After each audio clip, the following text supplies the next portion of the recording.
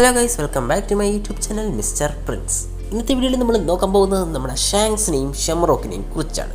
നിങ്ങൾ വിചാരിക്കും ഇപ്പം തന്നെ ഇവരെക്കുറിച്ചൊരു വീഡിയോ എന്ന്. എന്താണെന്ന് വെച്ചാൽ നമ്മളിപ്പോൾ ഗോഡ് വാലിയിൽ ഇവരുടെ കഥയാണ് കണ്ടുകൊണ്ടിരുന്നത്. ഇവരുടെ കഥയല്ല, ഇവരുടെ രണ്ടുപേരുടെ ബർത്ത് ടൈമിൽ ഇവർക്ക് രണ്ടുപേർക്ക് സംഭവിച്ച കാര്യങ്ങളൊക്കെ നമുക്കിപ്പോൾ അറിയാം. അതുകൊണ്ട് തന്നെ ഇപ്പോൾ ഇൻ്റർനെറ്റിൽ ഒരുപാട് തിയറീസ് വരുന്നുണ്ട്. നമ്മുടെ ഷെംറോക്ക് വേൾഡ് ഗവൺമെൻറ്റിനെ ബിട്രേ ചെയ്യുന്നൊക്കെ പറഞ്ഞുകൊണ്ട് നമ്മുടെ ഷാങ്സിൻ്റെ കൂടെ ചേരുന്നു.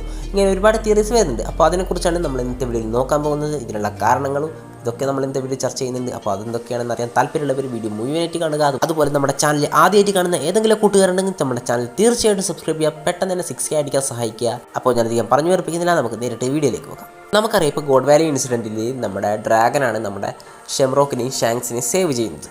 പക്ഷേങ്കിൽ എന്നിട്ടും നമ്മുടെ ഷെംറോക്ക് നമ്മുടെ ഗാർലിങ്ങിൻ്റെ അടുത്തും അതുപോലെ തന്നെ നമ്മുടെ ഷാങ്സ് ഒരു ബോക്സിലുമാണ് പോയി അവസാനിക്കുന്നത്. എന്നിട്ട് ആ ബോക്സിൽ നിന്ന് നമ്മുടെ ഷാങ്സിനെ നമ്മുടെ റോജർ എടുക്കുകയോ അതുപോലെ തന്നെ ഷെംറോക്ക് എങ്ങനെയാണ് നമ്മുടെ ഗാർലിങ്ങിൻ്റെ അടുത്തെത്തിയെന്നും നമുക്ക് ഇതുവരെ അറിയില്ല. നമ്മുടെ ഡ്രാഗൻ അവരെ സേവ് ചെയ്താൽ നമ്മുടെ ഡ്രാഗൻ്റെ കൂടെയല്ലേ രണ്ടുപേരും വേണ്ടത്. എന്നിട്ട് ഇങ്ങനെ സംഭവിച്ചു.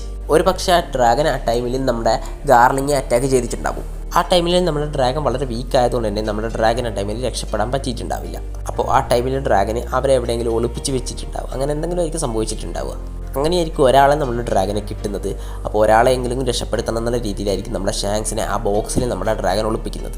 പക്ഷേങ്കിൽ അങ്ങനെ കിട്ടിയ ഷെംറോക്കിനെ നമ്മുടെ ഗാർലിംഗ് ഒന്നും ചെയ്തില്ല. ഇതിനുള്ള കാരണം എന്താണെന്ന് വെച്ചാൽ, നമ്മുടെ ഗാർലിംഗ് വിചാരിച്ചിരുന്നത് നമ്മുടെ ചൈൽഡ് ഓഫ് പ്രോഫസി നമ്മുടെ ഗബാൻ പറയുന്നില്ലേ, അത് ഷെംറോക്കാണെന്ന്. പക്ഷേങ്കിൽ അത് തെറ്റിപ്പോയി, അത് നമ്മുടെ ഷാങ്സ് ആയിരുന്നു. അതുകൊണ്ടാണ് നമ്മുടെ ഷെംറോക്കിനെ നമ്മുടെ ഗാർലിംഗ് വളർത്തിയത്. പിന്നെ ഷെംറോക്ക് വളരെ സ്ട്രോങ് ആയതുകൊണ്ട് തന്നെ പിന്നെ നമ്മുടെ ഗാർലിങ്ങിന് പ്രത്യേകിച്ചൊന്നും ചെയ്യാൻ പറ്റില്ലല്ലോ. അതുകൊണ്ട് നമ്മുടെ ഷെംറോക്ക് ഇപ്പോഴും ജീവനോടെ ഉണ്ട്. അതുമാത്രമല്ല, നമ്മുടെ ഷെംറോക്കിൻ്റെയും ഷാങ്സിൻ്റെയും അമ്മേനോട് നമ്മുടെ ഗാർലിംഗ് എന്താണെന്ന് ചെയ്തതെന്ന് ഇപ്പോൾ നമ്മുടെ ഷെംറോക്കിന് അറിയാമെന്ന് എനിക്ക് തോന്നുന്നില്ല. ഇനി ഒരുപക്ഷെ ഫ്യൂച്ചറിൽ ഇത് മനസ്സിലാക്കുന്ന ഷെംറോക്ക് ഒരുപക്ഷെ നമ്മുടെ ഗാർലിങ്ങിനെതിരെ തിരിയാൻ ചാൻസ് ഉണ്ട്. എന്താണെന്ന് വെച്ചാൽ, നമ്മുടെ ഷെംറോക്കിനെ കുറിച്ച് നമുക്ക് കൂടുതലൊന്നും അറിയില്ല. നമ്മുടെ ലോക്കിനെ കൊണ്ടുപോകാൻ വന്ന് എന്നിട്ട് പെട്ടെന്ന് തന്നെ തിരിച്ചു പോകുന്നതായിരുന്നു കാണിച്ചത്.